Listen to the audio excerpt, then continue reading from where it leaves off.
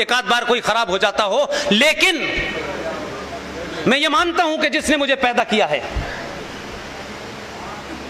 उसने मुझे सोच समझकर ही कान यहां लगाए, यहां आंखें लगाई हैं।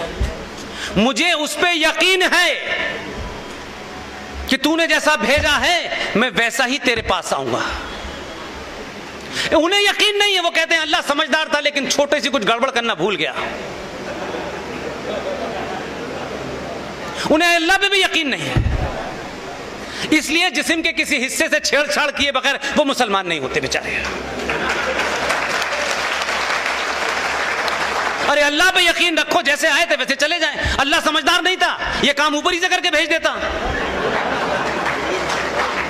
और कमाल ये है कि जिस काफिर ने कैंची बनाई उसी का इस्तेमाल करके तुम मुसलमान हुए। इसलिए वो जो बचपन की चोट है वो तालिबानों की शक्ल में गर्दन भी काटती है, हाथ भी काटती है, गला भी काटती है। यही सच्चा इस्लाम है। पूरी दुनिया में अगर सच्चा इस्लाम है तो इस समय अफगानिस्तान में है। जिन्हें हम सनातनियों से डर लग रहा था वो सच्चे इस्लाम के मुल्क में जा सकते हैं बिना वीजा के।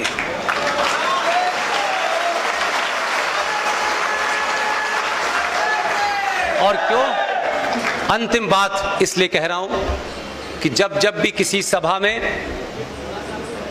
मुझे पगड़ी पहने हुए अगर एक भी सरदार दिखता है तो मैं सार्वजनिक मंच से उनके सामने अपनी 2 मिनट की बात रखता हूं। आप कौन हैं? किसके वंशज हैं? आपके पूर्वज कौन हैं? ये बोध आपने हमें कराया। हमारे जब जनेऊ काटे जा रहे थे तो आपने तलवार उठाई थी।